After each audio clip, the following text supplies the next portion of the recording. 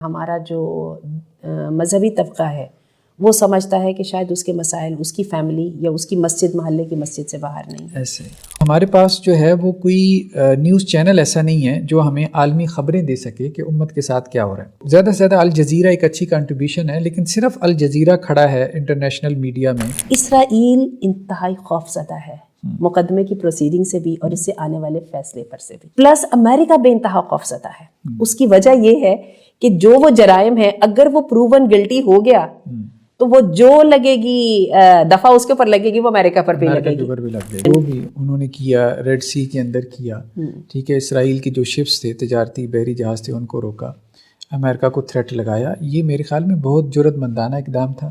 ہمارے ہاں لوگ ابھی تک اس چیز سے نہیں نکل رہے کہ جی وہ شیعہ سیکٹ سے تعلق رکھتے ہیں۔ جی جی، تو اس بات سے اب نکل آؤ۔ مجھے یہ سمجھ نہیں آتی ہے کہ وہ ننگے بھوکوں کا ویژن اتنا کلیئر کیسے ہے، اور اتنے بڑے بڑے سوفسٹیکیٹڈ جو ہمارے حکمران ہیں ان کے ویژن کلیئر کیوں نہیں ہے؟ قیامت کی جو بڑی نشانیاں بتائی گئی ہیں، علامات کبریٰ، ان میں سے یہ بھی بتائی گئی ہے، یعنی 10 نشانیوں میں، کہ یمن سے ایک آگ نکلے گی اور پوری دنیا میں پھیل جائے گی۔ 1998 کے اندر جو پوری دنیا کا جو میس کمیونیکیشن جو تھی نا، جو میڈیا تھا، یہ سارے کا سارا 3 کمپنیوں کے ہاتھ میں آ گیا تھا۔ اور یہ باتیں ایسی نہیں ہیں، اس کا ہمارے بچے کو پتہ ہے۔ ڈزنی اس میں نمبر 1 پہ تھا، ورنر برادرز اس کے تیسرے نمبر پر تھے۔ سیرت میں بھی اللہ کے رسول صلی اللہ علیہ وسلم کو جو ساتھی میسر آئے ہیں، تو وہ ایک ایک بندے کے اوپر اگر آپ مطلب غور و فکر کریں، ریسرچ کریں، تو وہ اپنے دور کے ماہرین آدمی تھے۔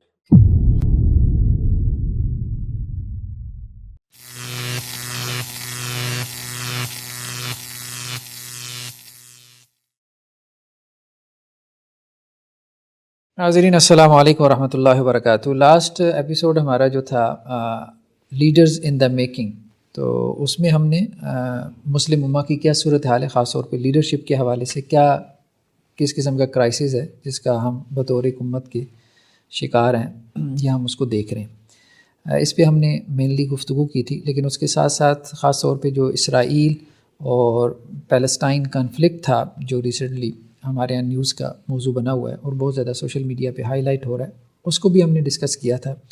لیکن اسی سلسلے میں خاص طور پہ ایک پیش رفت ہوئی ہے، یہ جو انٹرنیشنل جو کورٹ ہے، عالمی عدالت جسے ہم کہتے ہیں، اس میں اسرائیل کے خلاف ساؤتھ افریقہ نے جو ایک اپنا مقدمہ دائر کیا تھا، تو اس پہ کافی زیادہ جو ہے وہ پیش رفت ہوئی ہے۔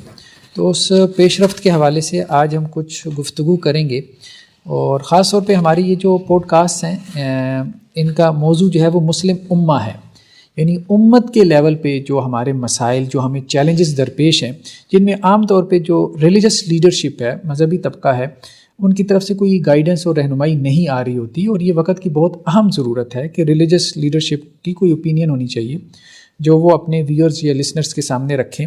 صرف ہم جو ہے وہ اپنے محلے، گلی اور مسجد کے مسائل لوگوں کو نہ بتائیں، بلکہ امت کے مسائل کا بھی ہم تذکرہ کریں۔ بس صرف وہاں ہم نیوز کی حد تک رہ جاتے ہیں، یا کوئی رسپانس آتا بھی ہے امت کے ہمارے مسائل کے حوالے سے، تو وہ دوسری کمیونٹیز کی طرف سے آتا ہے، جیسا آج کل ہم دیکھ رہے ہیں کہ یورپ کی طرف سے آ رہا ہے، یا کوئی دوسری جو قومیں ہیں، رشیا ہے، چائنا ہے، ہم ان کی طرف دیکھ رہے ہوتے ہیں کہ جی وہ ہمارے مسائل کو دیکھیں، ان کو حل کریں۔ ہمیں خود جو ہے وہ اس قابل ہونا چاہیے کہ ہماری کوئی پولیٹیکل جو ہے وہ اوپینین ہو، اور لوگوں کے سامنے ہم رکھیں، اور اس پہ جو ہے وہ ہم لوگوں کی ذہن سازی کریں، اور اس کے بعد پھر ہم کوئی اسٹریٹجی اور لاہ عمل طے کریں کہ ہم نے خود سے جو ہے وہ ہاتھ پاؤں مارنے ہیں، اور اپنی ملت کو، اس کو جو ہے امت کو ان مسائل سے، ان کے بھنور سے نکالنا ہے۔ تو آج پھر ہمارے ساتھ جو ہیں وہ سابقہ جو ہمارا ایپیسوڈ ہے اس کی طرح ہمارے ساتھ موجود ہیں ڈاکٹر آسیہ مدنی۔ لاسٹ ایپیسوڈ میں ان کا تعارف تو آ ہی گیا تھا، تو باقی ماشاءاللہ سے سوشل میڈیا پہ یہ کافی پہلے سے ہی ایکٹیو ہیں، خاص طور پہ وائی سی وغیرہ سے بھی، یوتھ کلب کے بھی پلیٹ فارم سے کافی زیادہ ان کی چیزیں آتی رہتی ہیں۔ تو آج پھر ہم ان سے اس حوالے سے کچھ جاننا چاہیں گے، خاص طور پہ یہ کہ کس طرح سے ہم اپنی یوتھ کی رہنمائی کر سکیں ان تمام جو ہے وہ چیلنجز کے اندر۔ جی الحمدللہ رب العالمین والصلاۃ والسلام علی سید الانبیاء والمرسلین۔ بارک اللہ فیکم کہ آپ نے مجھے اس موضوع پر بات کرنے کے لیے انوائٹ کیا ہے۔ ابھی آپ جو بات کر رہے تھے اس میں بڑی اچھی مجھے بات لگی، اور میرا خیال ہے کہ ہمارے اہداف بھی یہی ہیں کہ آپ نے کہا کہ ہمارا آج کا مسلمان، تو آج کے مسلمان کے لیے ایک میں لفظ استعمال کرنا چاہوں گی، 21ویں صدی میں رہتا ہوا پاکستانی مسلمان۔ ٹھیک ہے. اور جیسا کہ آپ نے کہا کہ دنیا میں ہمارے سراؤنڈنگ میں بہت کچھ ہو رہا ہے، لیکن ہمارا جو مذہبی طبقہ ہے وہ سمجھتا ہے کہ شاید اس کے مسائل اس کی فیملی یا اس کی مسجد محلے کی مسجد سے باہر نہیں ہے. ایسے اور ہوتا کیا ہے کہ ہمارا جو نوجوان ہے جن کے اوپر ہم انفلوئنس کرتے ہیں، یہ جن افراد سے ہماری تعلق داری ہے، وہ ان عالمی معاملات کے اوپر جو ہمارے سراؤنڈنگ میں ہو رہا ہے اس کے اوپر اپنا پوائنٹ آف ویو فارم کرنے کے لیے ان کا وہ جیسے کہ ابھی آپ نے کہا کہ وہ ہمیشہ فورن نیوز ایجنسیز کے اوپر ان کا ہوتا ہے. وہ فورن نیوز ایجنسیز جو ہیں ان کے اپنے چینلز ہیں، وہ اپنے تجزیے تبصرے کے ساتھ ایک کانسینٹ کو جو ہے نا مینوفیکچر کرتے رہتے ہیں. زبیر بھائی، یہ لفظ کانسینٹ کی مینوفیکچرنگ جو ہے یہ ذہن میں رکھیے گا، یہ ہماری آج کی ٹاپک کا انشاءاللہ ون آف دی کی پوائنٹ ہے. اس کے اوپر ہم ابھی آگے چل کے بات کریں گے. تو ہم یہ بڑی آپ نے ایک اہم قدم اٹھایا ہے کہ ہمیں اپنے معاملات میں امت کی سراؤنڈنگ کے جو معاملات ہیں جو امت کے گرد گھومتے ہیں اور جس کے ساتھ ہم بلا واسطہ نہیں بلکہ بلا واسطہ ہم اس سے متاثر ہوتے ہیں. یہ آپ کی بات بہت اہم ہے، درمیان میں اس کو ایڈ کر رہا ہوں کہ ہمارے پاس جو ہے وہ کوئی نیوز چینل ایسا نہیں ہے جو ہمیں عالمی خبریں دے سکے کہ امت کے ساتھ کیا ہو رہا ہے. مطلب ہم BBC کی طرح دیکھ رہے ہیں، ہم جو ہے وہ زیادہ سے زیادہ الجزیرہ ایک اچھی کنٹریبیوشن ہے، لیکن صرف الجزیرہ کھڑا ہے انٹرنیشنل میڈیا میں، آپ کہہ سکتے ہیں جو امت کی آپ کی چیزوں کو رپورٹ کر رہا ہے. الجزیرہ کے علاوہ کوئی ایسی ہمارے پاس مثال نہیں ہے. تو یہ اتنا بڑا لیک ہے. نہیں، اس کے لیے میں آپ کو لیکن ایک بات ضرور کہوں گی، آپ جیسے جو صاحب نظر آدمی ہیں، ٹھیک ہے، دیکھیے خبر نے وہی رہنا ہے، آپ نے اس کو کیسے پیش کرنا ہے یہ آپ کی پالیسی کے تحت آئے گا. تو پالیسی جو ہے نا، سب سے پہلے انفارمیشن، اور انفارمیشن کے بعد اس کا تجزیہ. آپ یہ دیکھیے کہ اخبار پوری کی پوری خبریں وہی دیتا ہے، لیکن نوائے وقت کی پالیسی فرق ہوتی ہے، جنگ کی پالیسی فرق ہوتی ہے، ڈان کی پالیسی فرق ہوتی ہے. ایون کہ ان کی ہیڈ لائن جو ہے وہ ڈیفرنٹ ہوتی ہیں، ایک ہی خبر کو وہ رپورٹ کر رہے ہوتے ہیں. اور یہی چیز میرا یہ خیال ہے کہ ہم اپنے ویورز کو بھی کے اندر بھی ڈیولپ کرنا چاہتے ہیں، اور میرا خیال ہے کہ ہم اپنے ویورز کے ساتھ خود بھی سیکھنا چاہتے ہیں، کیونکہ اس کی وجہ یہ ہے کہ leadership crisis, again leader in the making. بالکل ایسے، ٹھیک ہے نا. تو اسی کے لیے ہم نے آج اپنے اس کے ٹاک کا جو ہے وہ اس کے اندر جو ہے ان کی نوم چومسکی کی کتاب کو بھی کبھی ریویو ڈالا تھا. تھوڑی سی میں بات کر دیتی ہوں حالات حاضرہ کے اوپر. وہ یہ ہے جیسے کہ آپ نے آغاز میں کہا، ہم نے پچھلی دفعہ بھی موضوع بنایا تھا عالمی عدالت میں جو ساؤتھ افریقہ نے مقدمہ اٹھایا ہے. ساؤتھ افریقہ جس میں نیلسن منڈیلا کی لیگیسی ہے، اور نیلسن منڈیلا نے یہ بات کہی تھی کہ ہمارا جو اچیومنٹ ہے وہ کبھی کمپلیٹ نہیں ہوگی جب تک پیلسٹائن آزاد نہیں ہوگا. یہ بہت بڑی سٹیٹمنٹ ہے اور ایک کرسچین کی طرف سے آ رہی ہے. عجیب بات ہے. اور آپ یہ دیکھیے کہ اس دن میں خبر پڑی تھی جب دوسرے دن مقدمے کی کارروائی کے بعد جو وہاں کا صدر ہے اس نے یہ بات کہی تھی، اس نے کہا تھا کہ یہ میری زندگی کا سب سے میننگ فل مومنٹ ہے جو ہم یہ کام کر رہے ہیں. یہ آپ نے بھی خبر پڑھی ہوگی. جی، تو بات یہ ہے کہ کیا وجہ ہے کہ ان کے تو وہ دو درد وہی ہے نا، دھواں جہاں سے اٹھ رہا ہے وہ جگہ تو خیر ایک ہے، اسی لیے ان کو جو ہے نا فلسطینیوں کا درد بھی سمجھ آتا ہے. بہرحال وہ اس لیڈرشپ کی دوڑ میں ہم سے کئی قدم آگے ہیں. یہی وجہ ہے کہ انہوں نے مقدمہ چلا دیا. اور مقدمے کے ساتھ انٹرسٹنگ بات یہ ہے، دو اور ڈیولپمنٹ ہے. ایک تو مقدمے کے اوپر اسرائیل کا رد عمل ہے. اسرائیل انتہائی خوف زدہ ہے مقدمے کی پروسیڈنگ سے بھی اور اس سے آنے والے فیصلے پر سے بھی. اس پر میں ابھی آپ سے آپ کی رائے جاننا چاہوں گی. پلس امریکہ بے انتہا خوف زدہ ہے. اس کی وجہ یہ ہے کہ جو وہ جرائم ہے اگر وہ پروون گلٹی ہو گیا تو وہ جو لگے گی دفعہ اس کے اوپر لگے گی وہ امریکہ پر بھی لگے گی. اور اس کے ساتھ کیا ہوگا کہ جو امریکہ اور اسرائیل کی جو پوری ویلیڈیٹی ہے نا، جس کی بنا پہ انہوں نے اپنی ہیجمنی کو وہ گین کیا ہوا ہے، وہ ساری کی ساری اس کی سراؤنڈنگ ختم ہو جائے. وہ لوگ بھی کہہ رہے ہیں کہ اگر نقصان نہ بھی ہو تو یہ تھوڑا نقصان ہے کہ اس کی جو ایک امیج ہے، امیج بلڈنگ جو انہوں نے کی ہوئی ہے وہ ساری دھڑم سے گر جائے گی. آپ یہ دیکھیے اس امیج کے پیچھے تو انہوں نے عربوں کو ساتھ لگایا ہوا تھا. اسی امیج کے پیچھے تو سارے مسلمان ان کے پیچھے لگے ہوئے تھے. اسی امیج کے پیچھے تو آج جو یمن کے اندر جو ریڈ سی کے اندر جو 12 ممالک نے ایک کولیشن بنا لی ہے، اور وہ کولیشن بنا کر جو ہے وہ یمن پر حملہ کرنے لگے. یاد ہے آپ کو جب افغانستان پہ حملہ ہوا تھا کتنے ممالک کی کولیشن تھی؟ 48 کنٹریز کی کولیشن تھی، اور اس میں پاکستان شامل تھا. عراق کے لیے بھی وہی کولیشن استعمال ہوئی، لیکن آہستہ آہستہ پھر ممالک گرتے چلے گئے. لیکن اب یمن کے کیس میں بھی کافی ممالک نکلے ہیں درمیان میں سے. وہ جب ان کی امیج خراب ہوئی ہے تو بہت سے لوگوں نے ریٹریٹ بھی کیا ہے، واپس بھی ہوئے. یہ بات ٹھیک ہے. تو یہ تھوڑا سا آپ ہمیں بتائیں کہ یہ جو عدالت میں مقدمہ چلا ہے تو یہ کیا ہے؟ مطلب جو عدالت میں مقدمہ ساؤتھ افریقہ نے یہ کہا ہے کہ اسرائیل کے اوپر جینوسائیڈ یعنی نسل کشی کا الزام ہے جو کہ عالمی قوانین کے خلاف ہے. اسرائیل کا اس کے اوپر جواب یہ ہے کہ ہمارا سیلف ڈیفینس ہے. ٹھیک ہے, یہ کہانی بس اتنی ہی ہے. اب اس کو پروف کیسے کرنا ہے. اچھا, اس کے ساتھ ہی ہوا کیا ہے کہ ادھر امریکہ نے برطانیہ کے ساتھ مل کے اور 12 ممالک کو ساتھ لے کے, جن میں سے ایک مسلمان ملک بحرین بھی شامل ہے, اس کو ساتھ لے کے جو ہے نا یمن کے اوپر حملہ کر دیا ہے, حوثیوں کے اوپر, ان کی تنصیبات کے اوپر, یہ کہہ کے, کیونکہ حوثیوں نے یہ بات کہی تھی کہ ہم نے اسرائیل کو پروویژن نہیں جانے دینی, سپلائی نہیں جانے دینی جب تک کہ وہ بلاکیڈ کو ختم نہیں کرتا. اسرائیل نے بھی تو ختم کیے. انہوں نے کہا نہیں جی, ہمیں اپنی پراسپیریٹی جو ہمارا پاتھ ہے نا, پراسپیریٹی کا جو پاتھ ہے اس کو ہمیں گارڈ کرنا ہے. اور اس کے لیے اس نے کہا, پہلے سعودی عرب سے کہا ہمارے ساتھ یہ جنگ لڑو, کیونکہ بیسیکلی یہ علاقہ سعودی عرب اور یمن کے ساتھ کا لگتا ہے. پہلے اس نے سعودی عرب کو کہا, پھر اس نے عمان سے کہا, پھر اس نے یو اے سے کہا, اور اس کے جواب میں حوثیوں نے یہ بات کہی کہ ان کو دھمکایا کہ اگر آپ کی ایئر بیس سے حملہ ہوگا نا تو ہم آپ کو دشمن کنسیڈر کریں گے. ہاں, ویسے عمان نے تو ایک اچھا بیان دیا تھا نا کہ ہم اپنی ایئر بیسز کو استعمال نہیں کریں. کل عمان نے اس سے منع کر دیا ہے. اس کو کیا کہتے ہیں, نو فلائی زون. نو فلائی زون, جی. اسی طرح سے مصر نے بھی انکار کر دیا تھا, سوڈان نے بھی انکار کر دیا تھا میرے خیال میں, اور سعودی عرب نے بھی انکار کر دیا تھا, اور یو اے نے بھی انکار کر دیا تھا. تو ہم یہ جو بات کر رہے ہیں, اچھا آپ کو انٹرسٹنگ بات جو میں آپ کے سامنے, جو میں نے یمن کا ذکر کرنے کے لیے کیا, یمن دنیا کا سب سے غریب ملک ہے.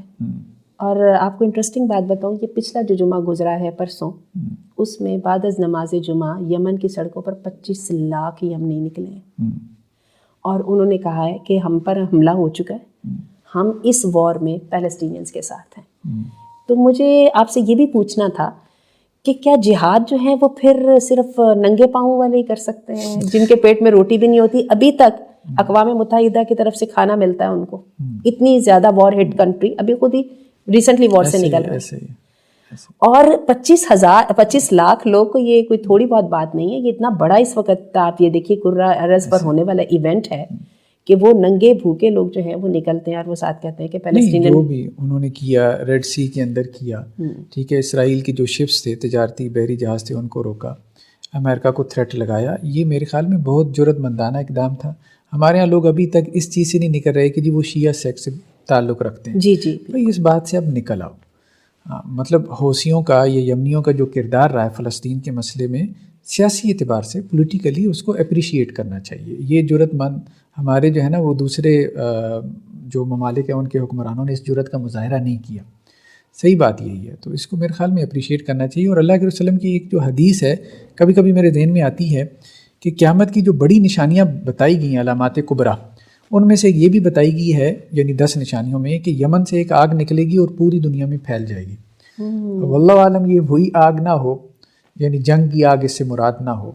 اور یہ کہا بھی جا رہا ہے کہ جی کوئی 3rd ورلڈ وار کی طرف ہم آگے بڑھ رہے ہیں.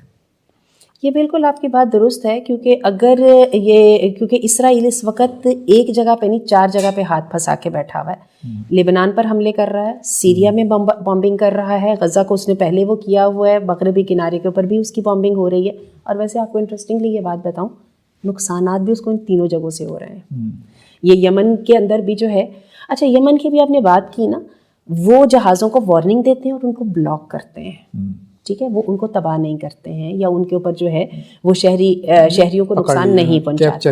ٹھیک ہے, وہ نہیں کرتے. ٹھیک ہے, کیپچر کر لیا, یہ والا کام کرتے ہیں, اور they have a valid reason to do that. اصل میں وہی بات ہے زبیر بھائی کہ مجھے یہ سمجھ نہیں آتی ہے کہ وہی ننگے بھوکوں کا ویژن اتنا کلیئر کیسے ہے, اور اتنے بڑے بڑے سوفسٹیکیٹڈ جو ہمارے حکمران ہیں, عرب ملکوں کو بھی بیچ میں شامل کر لیجئے, تو ہم لوگوں کو بھی بیچ میں شامل کر لیجئے, جو کہ آکسفورڈ سے پڑھ کے آئے ہیں, جن کے پاس بڑی بڑی ڈگریاں ہیں, ان کے ویژن کلیئر کیوں نہیں ہے؟ دیکھیے یہ بات بہت اہم ہے کہ اکنامک بلاکیج اللہ کے رسول صلی اللہ علیہ وسلم نے بھی کی. یعنی غزوہ بدر کا جو پس منظر ہے سارا کیا تھا کہ قافلہ آ رہا تھا قریش کا, بالکل قافلہ شام سے آ رہا تھا, اور اس نے مکہ جانا تھا, اور مدینہ کے قریب سے وہ روٹ ہو کے گزرتا تھا. تو آپ وسلم نے کہا کہ قافلے کے لیے ہم نکلتے ہیں. یعنی یہی قافلہ جو ہے, جو تجارتی قافلہ تھا, اسی سے ان کو پروفٹ ہونا ہے, اور انہوں نے اسلحہ خریدنا ہے, اور مدینہ کی ریاست کے اوپر چڑھائی کرنی ہے. تو آپ وسلم نے سب سے پہلا کام یہ کہ اکنامک بلاکیج کا کام کیا. بارک اللہ فیک, اور ساتھ ہی ایک پیغام دے دیا کہ ہمارے ساتھ بنا کے رکھو گے تو رستہ استعمال کر سکو گے, ورنہ نہیں. تو یہ یمنیوں نے جو کام کیا میرے خیال میں یہ تو سیرت کا ایک لیسن تھا، اس میں باقی لوگوں کو بھی شامل ہونا چاہیے تھا، لیکن بہرحال بقیہ حکمرانوں نے جرت نہیں کی۔ ہاں یہ بات کہی جا سکتی ہے کہ تمام جو مسلمان ممالک ہیں ایون کہ ویسٹرن کنٹریز، ان میں عوام الناس جو ہیں وہ لوگوں کے ساتھ ہیں۔ آج صبح ہی میں دیکھ رہا تھا یہ جو آپ بلکہ اس کا تذکرہ بھی کریں گی، جو ابراہم اکارڈ تھا جو 2020 میں ہوا، تو اس کے حوالے سے مطلب اس میں بیسیکلی تو یہی چیز تھی کہ آپ کیسے نارملائز کر سکتے ہیں اسرائیل کے ساتھ عرب کنٹریز کے جو تعلقات ہیں ان کو، ریلیشنز کو۔ تو اس میں 96% جو سعودیز ہیں وہ یہ چاہتے تھے کہ جی ہمارے ٹائز، ہمارے جو تعلقات ہیں وہ اسرائیل کے ساتھ ہونے نہیں چاہیے، اس کو کٹ آف کرنا چاہیے۔ تو حالانکہ اس کی عبارت بڑی خوبصورت ہے کہ جی ایک ہی ابراہیم علیہ السلام کے مذہب کو ماننے والے بندے اور کیوں آپس میں گروتھ میں ہاتھ نہیں جوڑتے۔ تو اس کا مطلب یہ ہے کہ عوام الناس جہاں پہ بھی ہیں تو وہ اس چیز کو پسند نہیں کرتے کہ جی اسرائیل کے ساتھ کوئی نارملائزیشن ہو۔ دیکھیں نارملائزیشن کے تو ہم بھی خلاف نہیں ہیں، ظاہری بات ہے، ہم یہ تھوڑی کہہ رہے ہیں کہ ہر کسی سے جنگ چھیڑ دو، ہم یہ کہہ رہے ہیں کہ جی نارملائزیشن انویڈرز کے ساتھ نارملائزیشن کا کیا مطلب ہے، مطلب قبضہ گروپ کے ساتھ نارملائزیشن کا کیا مطلب ہے، جس نے آ کے جو ہے وہ آپ کے گھر پہ قبضہ کر لیا، اب آپ یہ کہہ رہے ہو کہ اس کے ساتھ آپ اپنے تعلقات کو نارملائز کر لو۔ تو نارملائز آپ یوں کہہ سکتے ہیں، دوسرے لفظوں میں مطلب ہے کہ قبضے کو تسلیم کر لو، قبضے کو تسلیم کر لو۔ تو یہ بات سمجھ یہ آپ نے بڑی انٹرسٹنگ بات کی۔ اور زبیر بھائی آپ کی بات سنتے سنتے مجھے خیال آ رہا تھا کہ غزوہ بدر جو ہے نا، اس کا عموماً ہم تذکرہ پڑھتے بھی ہیں، کرتے بھی ہیں، فضائے بدر پیدا کر، فرشتے اتر سکتے ہیں، تیری نصرت کو کتار اندر کتار اب بھی۔ اچھا یہ پرو ایکٹیو اسٹیپ تھا، اللہ کے رسول صلی اللہ علیہ وسلم نے بغیر پرووکیشن کے اس کو اٹھایا تھا۔ اسلام جو ہے نا یہ مذہب نہ طاقتی کا نہیں ہے، کمزوری کا نہیں ہے، ہاں مذہب ہے صلح کا اور امن کا اور بھائی چارے کا، اور جو ہے نا جیسے ابھی آپ نے بولا نا کہ نارملائزیشن کا، کو ایگزسٹنس اس کو ہم بولتے ہیں، اور ٹالرنس کا، لیکن اس کا مطلب کہیں بھی کمزوری نہیں ہے کہ ظلم برداشت کرو، ظلم برداشت۔ یہی وجہ اللہ تعالیٰ فرماتے ہیں وَأَعِدُّوا لَهُم مَّا اسْتَطَعْتُم مِّن قُوَّةٍ، تیار رہو، لیکن وَإِن جَنَحُوا لِلسَّلْمِ فَاجْنَحْ لَهَا، اگر وہ صلح کے لیے تیار ہے تو تم بھی صلح کر لو، اور جب تک وہ معاہدے پر کاربند رہے تم بھی کاربند رہو۔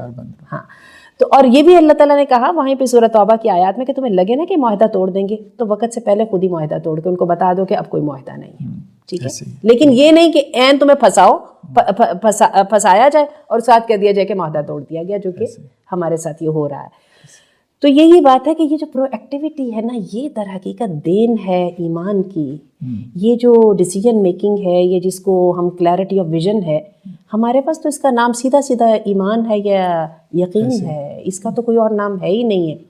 اور میں یہ سمجھتی ہوں کہ پیغمبر کا کام ہی یہ ہے کہ وہ جو انسان کی منتشر سوچیں ہوتی ہیں، پیغمبر کیا کرتا ہے ان کو مرکوز کر دیتا ہے، اور اسی لیے ہدایت کا نام بھی تذکیر ہے، ذکر الحکیم ہے، یعنی کوئی نیا آئیڈیا نہیں دینا، کوئی ناول ایک جدت ترازی نہیں ہے، بلکہ پرانا آدم علیہ السلام سے آتا ہوا ایک پیغام ہے، اس پیغام کو دوبارہ جھاڑا پونچا، ادھر ادھر سے بکھیر کے اکٹھا کر کے ایک نقطے پہ مرکوز کر دیا، تو ایک دم میں پھر آپ دیکھیے پھر تو نگاہیں مرد مومن سے بدل جاتی ہیں، تقدیریں، وہ جو موسیٰ علیہ السلام کے جو دربار میں جادوگر تھے ان کو کتنا ٹائم لگا تھا ٹریننگ لینے میں، یا وہ کسی مدرسے سے فارغ ہونے میں، وہ تو ایک وہ ہاتھ کے ہاتھ ہی، وہ ایک ہی دفعہ پہ ان کو بات کی، جب سمجھ آ گئی تو اس کے بعد پھر انہوں نے وہ باتیں کرنی شروع کر دی جو ہمارا 8 سال کا فارغ عالم کرتا ہے۔ اصل میں مجھے لگتا ہے کہ جیسے ہمارے خاص طور پہ اس وقت لاسٹ ایپیسوڈ میں بھی ہم نے اس چیز کو بہت ایمفیسائز کیا تھا کہ لیڈرشپ کی جو کرائسس ہے، ہمارا حکمران طبقہ ایسے لگتا ہے بہت انسیکیور ہے، ایون کہ پھر ارج ہے، ہمارے عوام الناس کے اندر ارج ہے، اور خاص طور پہ کچھ ایسا نیریٹو بھی ہمارے مذہبی طبقے میں ڈیولپ ہو گیا ہے کہ وہ جو عوام الناس کے اندر ارج ہے نا، اس کو بھی وہ ختم کرنے کی کوشش کرتے ہیں کہ جی بس کسی طرح چپ کر کے بیٹھے رہو، بس سنتے رہو جو کچھ ظلم ہو رہا ہے، کوئی آپ کو پرو ایکٹیو ہونے کی ضرورت نہیں ہے، کچھ کرنے کی ضرورت نہیں ہے۔ سیاسی طبقے کا اور مذہبی طبقے کا روزگار کہاں سے آتا ہے بتائیے ذرا، ان کی روٹی پانی کہاں سے چلتا ہے؟ سیاسی طبقے کا بھی اور مذہبی طبقے کا بھی۔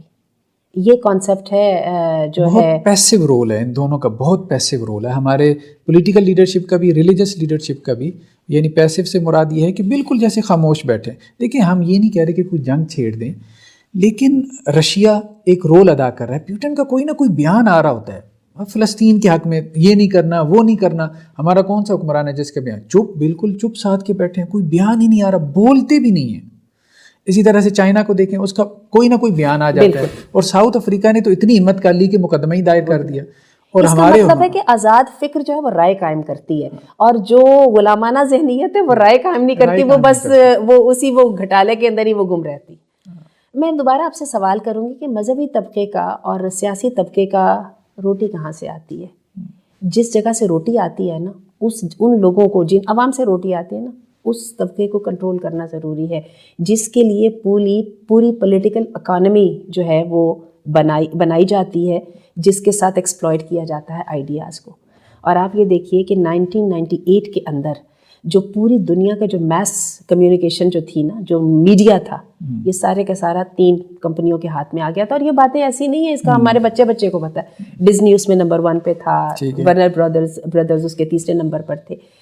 یہ جو کتاب ایک آئی تھی 1988 میں، ہرمین اور چومسکی کی کتاب مینوفیکچرنگ آف دی کانسینٹ، اس میں اس نے یہی بتایا تھا کہ کس طرح سے کر کے اپنی سیاسی اور مذہبی مقاصد اور سیاسی مقاصد کبھی ایک دوسرے سے الگ نہیں ہوتے، یہ ساتھ ہی چلتے ہیں.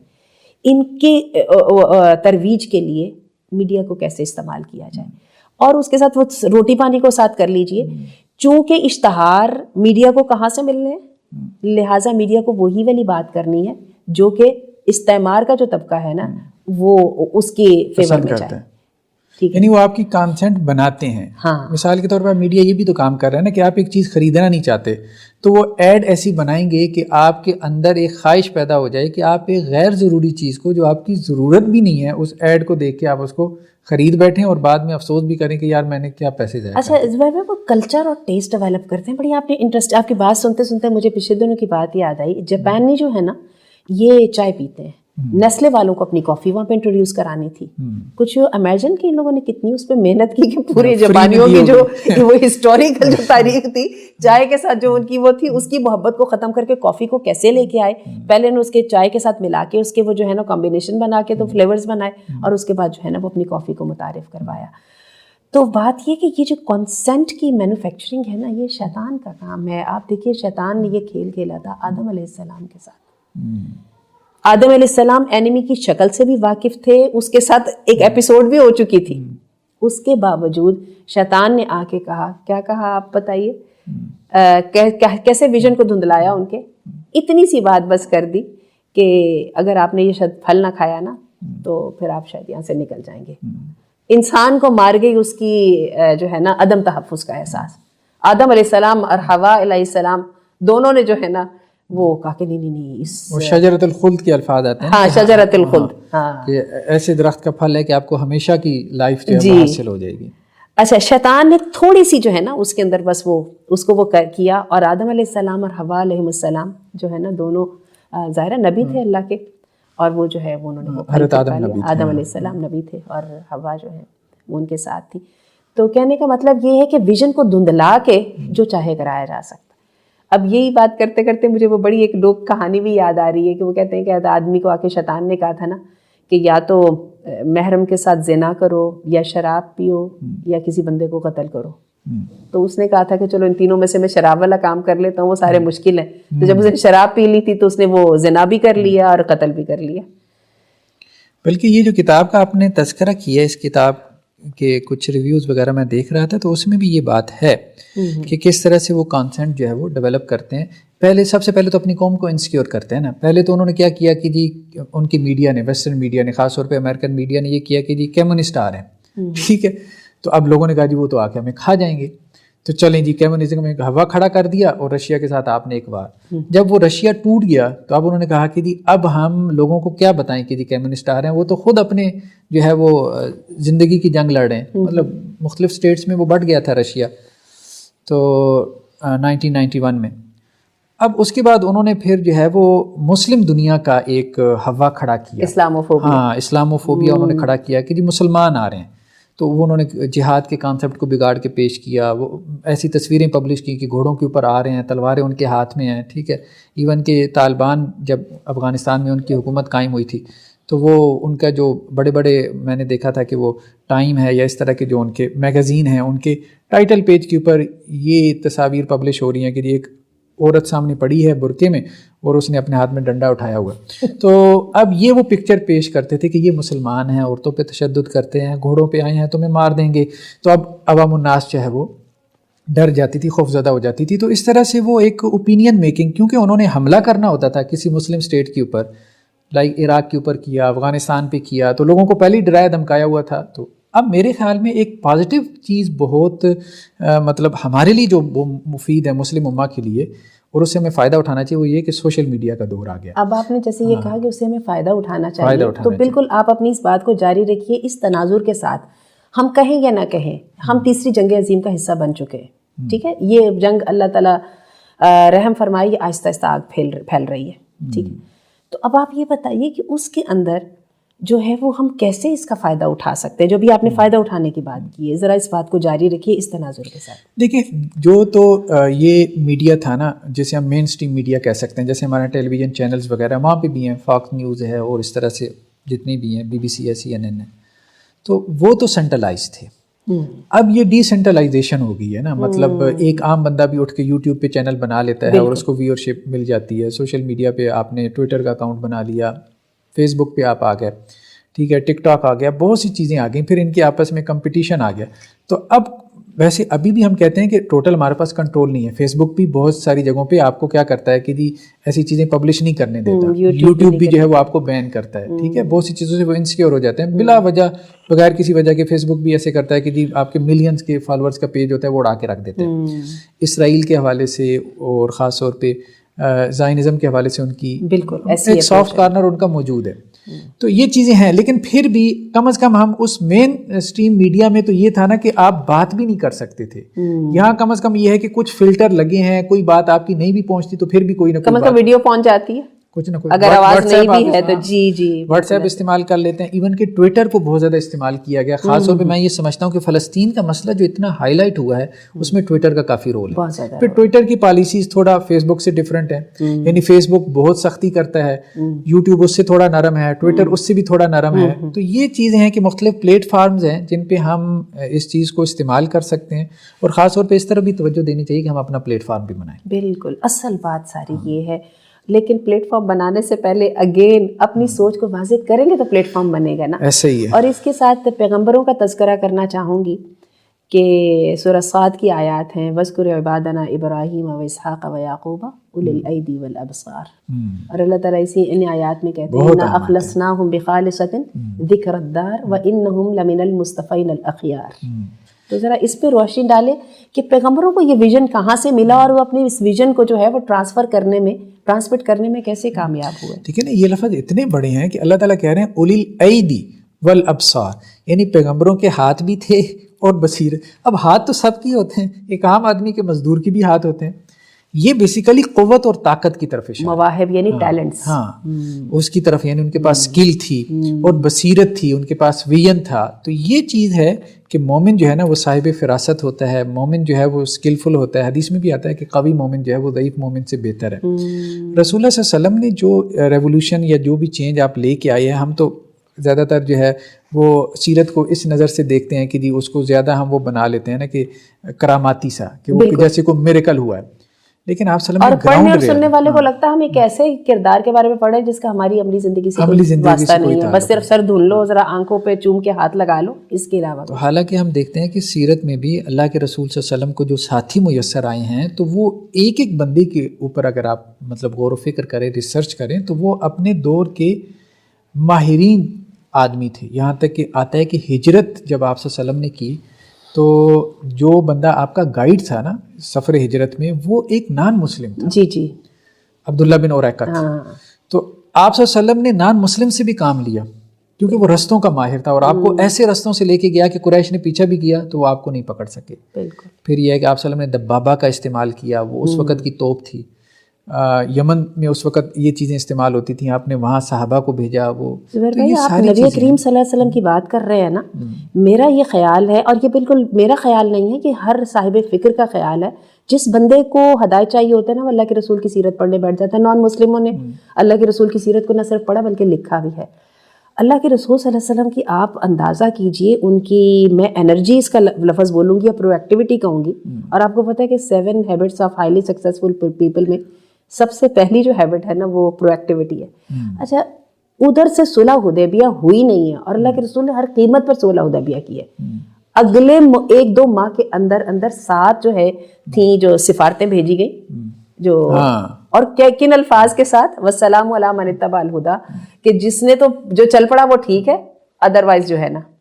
یعنی آپ اندازہ کیجئے کہ ایک بندے کا اپنے ویژن کے اوپر اتنا یقین بھی ہے اور اس کو بغیر وہ یہ دیکھے کہ میں کن وسائل کا ہوں. اور آپ کو یاد ہے وہ جب کسریٰ کی دربار میں وہ عبداللہ بن حذیفہ گئے تو وہ کیسے وہ نیزے مارتے ہوئے جا رہے تھے اور اس نے کہا تم مٹیاں ڈھونے والے، تمہیں پتہ کس بات کا ہے، ایرانیوں کے ساتھ لگانے آ گئے. لیکن یہ چیز وہ کیسے پیدا کر دی اس ویژن کے طاقت نے، یہ ایمانی قوت تھی. اور زبیر بھائی آپ کو میں بتاؤں، اب ہم بات کرتے ہیں اپنے لیڈرز کی. بڑی تکلیف سے ہی ذکر کرنے لگی ہوں جب میں اس پر کچھ ورکنگ کر رہی تھی. بحرین جو ہے سب سے پہلے ابراہیم ایکارڈ کا حصہ یو اے بنا تھا، اس کے بعد بحرین بنا تھا. تو بحرین نے یو اے کو، اس کو، اسرائیل کو تسلیم کر لیا تھا. جیسے ہی یہ غزہ کرائسس سٹارٹ ہوا 7 اکتوبر کو، 2 نومبر کو بحرین کو چڑھا غصہ اور ایمبیسیڈر کو نکال دیا اور انٹرسٹنگلی کچھ دن بعد واپس بلا لیا. اور اس وقت جو ہے یمن کے ساتھ خلاف چڑھائی کے لیے جو کولیشن بنی ہے اس میں صرف اور صرف یمن، بحرین شامل ہے. میں اس بات کا ذکر کر رہی ہوں کہ لیڈر کی سوچ میں اور عوام کی سوچ میں اتنا تضاد کیوں ہے. عوام کی سوچ کے اندر میں دیکھتی ہوں فطری پن ہے. ان کو جو چیز بری لگتی ہے وہ بری کہہ دیتے ہیں، جو اچھی لگتی ہے وہ اچھی کہہ دیتے ہیں. اور دین تو ہے ہی دین فطر. لیڈر جو ہے وہ اپنے جسد واحد کی طرح ہے جی، اور لیڈر جو ہے نا اپنے مفادات کے چکر میں، میرا خیال ہے وہ حقیقت کا وہ نوشتہ دیوار بھی نہیں اس سے پڑھا جاتا. اور یہ لیڈرشپ کو واپس لانا ہے نا ہم نے.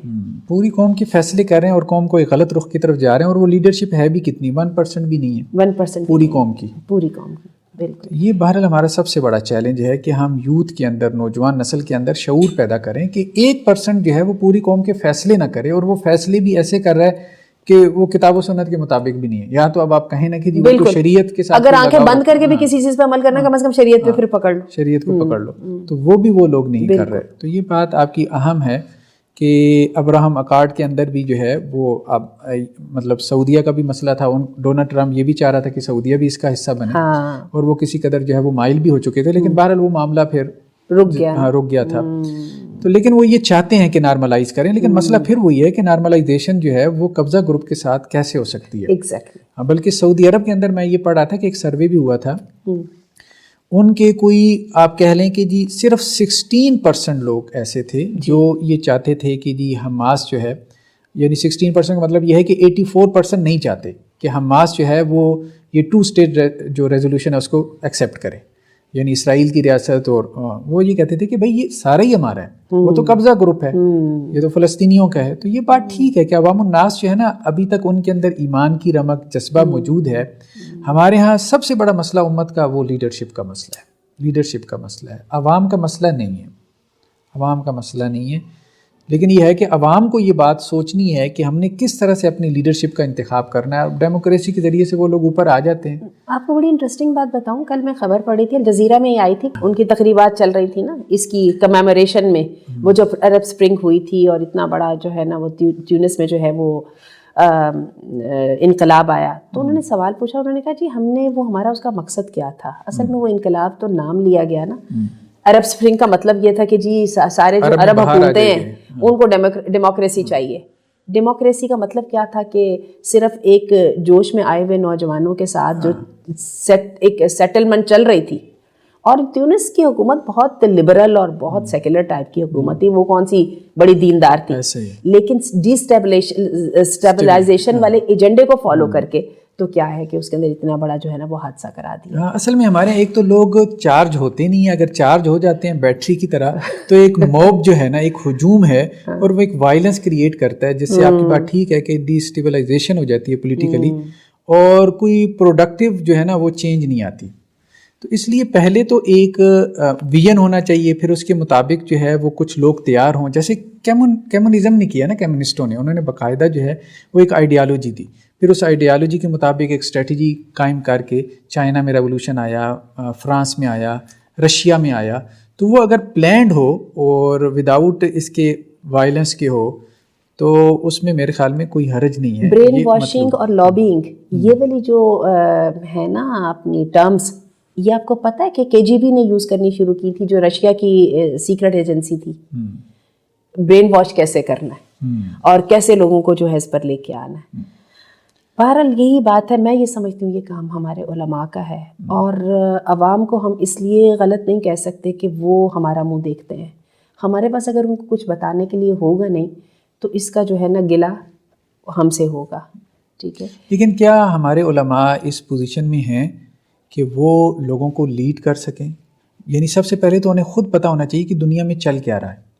مطلب انٹرنیشنل ریلیشنز کسے کہتے ہیں، انٹرنیشنل لاز کا ان کا مطالعہ ہو، پولیٹیکل اکانومی کا وہ مطالعہ کریں، وہ روزانہ نیوز کو اس طرح سے پڑھیں کہ جیسے قرآن کو پڑھنا ضروری ہے. یہ جیسے آج کا ہمارا روزانہ کا سبق ہے. ہاں، مطلب امت مسلمہ کے حالات کو وہ سمجھیں کہ ان سے واقفیت ہمارا یہ دینی فریضہ ہے، جیسے نماز پڑھنا فرض ہے کہ امت کے ساتھ کیا ہو رہا ہے، کیوں ہو رہا ہے، اور ان حالات سے ہم کیسے نکال سکتے ہیں. مجھے یہ کہنے دیجئے کہ پہلے ان کو اپنے فرض کا احساس فرض کا اگر احساس کر لیا نا، خبریں ہر میں سے ہر ایک پڑھتا ہے، ہر ایک نے کئی چینل کو دیکھتا ہے، اخبار میں پڑھتا ہے، لیکن ان خبروں کو اس فرض کے ساتھ کنیکٹ کرنا اصل میں کام ہے. جیسے ہم نے یہ بات کہی ہے کہ ویسٹرن میڈیا جو ہے وہ ہماری کنسنٹ کو خاص طور پہ وہ اس کو مطلب اس کی اورینٹیشن اس کی طرف سے ہو رہی ہے نا، اس کو مینوفیکچر کر رہے ہیں، وہ ہماری کنسنٹ جو ہے وہ بنا رہے ہیں، اس کو ری شیپ کر رہے ہیں. تو یہ کام تو علماء کی بھی کرنے کا تھا نا، کہ جو ریالٹی ہے، جو حقیقت ہے، اس کے مطابق لوگوں کی کنسنٹ کو جو ہے، بلکہ کام ہی علماء کا تھا، اور جو مساجد میں خطبہ دیتے ہیں ان کو رول ادا کرنا چاہیے. اور باقی ٹھیک ہے کہ یہ نہیں کہ ایک ہجوم کھڑا کرتے ہیں. جیسے ہمارے یہاں کچھ ریلیجس لیڈرشپ نے کیا کیا کہ ہجوم باہر نکال دیا، اس ہجوم نے جا کے توڑ پھوڑ کر دی، تو اس سے کیا ہو گیا کہ وہ کوئی پروڈکٹیو کام تو ہوا کوئی نہیں، لیکن یہ ہے کہ ایک فساد زیادہ بڑھ گیا. وہی جو پولیٹیکل جو ہے وہ پارٹیاں کرتی ہیں. لیکن یہ ہے کہ اللہ کے رسول صلی اللہ علیہ وسلم کی سیرت کا گہرا مطالعہ کر کے اور وہاں سے کوئی اسٹریٹجی ڈیولپ کر کے ایک لیڈنگ رول جو ہے وہ ادا کرنا چاہیے. کیونکہ عالم دین صرف مسجد کا امام نہیں ہے، 15-20 لوگوں کا امام نہیں ہے، 2 رکعت کا جو ہے وہ امام نہیں ہے. بیسیکلی اللہ تعالیٰ نے اس کے اوپر امت کی ذمہ داری ڈالی ہے، اور لوگ اپنے لیڈر سے مایوس ہیں. دیکھیں عمران خان کیوں آیا، عمران خان کے آنے کے مختلف فیکٹرز تھے، وہ بیان کیے جا سکتے ہیں. کچھ لوگ کہتے ہیں کہ اسٹیبلشمنٹ لے کے آئے، ٹھیک ہے، اس کا بھی ایک رول ہوگا، لیکن ایک بڑا فیکٹر ایک بڑا فیکٹر یہ بھی ہے کہ اسپیس تھا، لوگ پچھلوں سے تنگ تھے، لوگوں کو کوئی نیا چہرہ چاہیے تھا. تو اب بات یہ ہے کہ اگر کوئی مذہبی بندہ بھی مطلب اس طرح سے اس پوٹینشیل کے ساتھ آئے، اس جذبے کے ساتھ آئے کہ میں نے اس امت کے لیے، اس قوم کے لیے کچھ کرنا ہے، تو قوم تو بھوکی پڑی ہے، سیدھی سی بات. لیکن پہلے وہ پوٹینشیل ثابت تو کرے نا، میرے اندر پوٹینشیل ہے یا میرے اندر اتنی سوجھ بوجھ ہے. ہاں، اگر اس کا ذہن اور اس کا ویژن ایک مسجد اور مدرسے کی حدود سے باہر کا نہیں ہوگا، اسے نہیں پتا کہ فارن پالیسی کسے کہتے ہیں اور دنیا میں مسلمانوں کے ساتھ کیا ہو رہا ہے، ٹھیک ہے، وہ علامہ اقبال کے 2-4 شعر یاد کر لے یا قرآن کی آیات پڑھ کے وہ کہے کہ پھونک ماریں گے تو امریکی جہاز جو ہے 16 ہو جائیں گے پھونکوں سے، تو وہ اس طرح سے لوگ اس کو تو آگے نہیں لے گئے. تو یہ بات اہم ہے کہ علماء اپنے آپ کو تیار کریں، سوشل سائنسز کا مطالعہ کریں، پولیٹیکل سائنس ہو گئی، اکنامکس ہو گئی، سوشیالوجی، اپنی کمفرٹ زون سے نکلنا پڑے گا، بہت بڑے لیول پہ جانا پڑے گا. ان دی بگننگ علماء کہیں گے کہ ہمیں اس کے کون سے پیسے ملتے ہیں، لیکن وہی بات ہے کہ انویسٹ کرنا پڑے گا. آپ صلی اللہ علیہ وسلم کی سیرت یہی ہے، آپ صلی اللہ علیہ وسلم نے ہمارے ہرا میں جا کے غور فکر کیا ایگزیکٹلی کہ یہ سوسائٹی میں ظلم ہو رہا ہے، میں نے ختم کرنا ہے، میں نے لیڈ کرنا ہے. اللہ تعالیٰ نے پھر راستے کھولے. تو اس لیے قرآن مجید میں یہ جو آیت ہے نا، ربنا ھب لنا من ازواجنا وذریاتنا قرۃ اعین وجعلنا للمتقین اماما، ٹھیک ہے. اور پھر حضرت ابراہیم علیہ السلام نے بھی کہا تھا کہ اللہ تعالیٰ میری ذریت کو جو ہے وہ امام بنانا، تو اللہ تعالیٰ نے کہا تھا جو ان میں سے ظالم ہوں گے ان کو امامت نہیں ملے گی. تو سب سے پہلے تو یہ ہے کہ حضرت ابراہیم علیہ السلام کی دعائیں، نبیوں کی دعائیں، خود ہمیں جو تعلیم دی گئی ہے کہ بھائی آپ لیڈر ہیں، آپ کو مسجد کا امام اس لیے بنایا گیا ہے کہ آپ دنیا کی امامت کے خواب دیکھیں، ٹھیک ہے، اور اس کے لیے آپ مطلب ویژنری بنیں، اس کے لیے آپ کو اسٹریٹجی طے کریں. لیکن آپ اگر 2 رکعت کی امامت کے اوپر ہی مطمئن ہو کے بیٹھ گئے ہیں اور اس کو آپ نے دنیا داروں پہ چھوڑ دیا ہے، تو پھر ظاہری بات ہے وہی لوگ لیڈ کریں گے. ڈرائیونگ سیٹ اگر خالی ہوگی تو کوئی بھی آ کے بیٹھ جائے گا، پھر ہم بیٹھ کے سب شکایت کریں گے کہ یہ ادھر کیوں جا رہا ہے، حالانکہ اتنے یہاں پہ علماء اور اتنے یہاں پہ مدارس ہیں. ایگزیکٹلی، بالکل.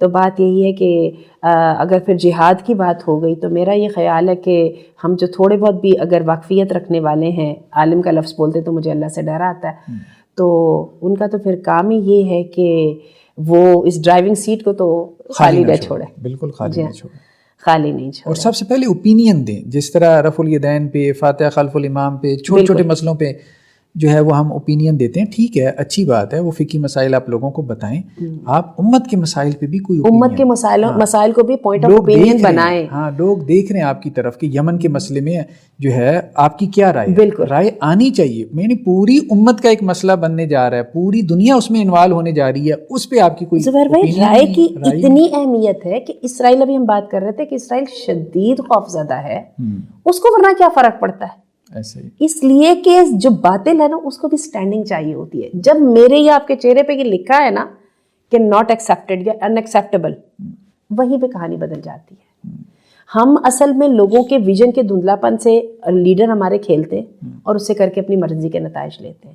یہ میرا خیال ہے یہی آج کا ہمارا جو ہے، جو ہم بات کو ذکر کرنا چاہتے تھے اور کرنا چاہتے اور اسلام کتنا ویژنری مذہب ہے. اب آپ دیکھیں کہ قریب کی 2 سپر پاورز ہیں، روم اور ایران، دونوں لڑ رہے ہیں، ہمیں ان سے کیا مسئلہ؟ لیکن قرآن کی آیات اتر رہی ہیں کہ رومن جو ہے نا وہ غالب آ جائیں گے، اور مسلمان اس کی خوشی منائیں. ہاں، مسلمان اس کی خوشی بھی منائیں کہ رومن غالب آئیں گے. کیوں؟ کیونکہ رومن جو ہے کرسچینٹی اسلام کے زیادہ قریب ہے. صحیح، بالکل صحیح. مطلب یہ ہے کہ آپ کا اپنا غلبہ بھی نہیں ہو رہا، ایک ایسی قوم کا غلبہ ہو رہا ہے جو آپ سے تھوڑی سی قریب ہو، اس کی بھی خوشی مناؤ. اور اس کے ساتھ پیغمبر صلی اللہ علیہ وسلم اپنی سائڈز پک کر رہے ہیں کہ ہم ان کے ساتھ ہیں. آئیڈینٹی بھی تو پھر ہے، پھر شناخت کی بھی بات کر لیجیے. تو کہنے کا جب آپ کی میں باتیں سن رہی ہوں تو میں سوچ رہی ہوں کہ اگر بدحالی ہے تو بہت ہی چیزوں سے محرومی ہے، ویژن سے محرومی ہے، اپنی شناخت سے محرومی ہے، تو پھر روتے اسی چیز کو تو ہے. ایسے ہی ہے، بالکل ایسے ہی ہے.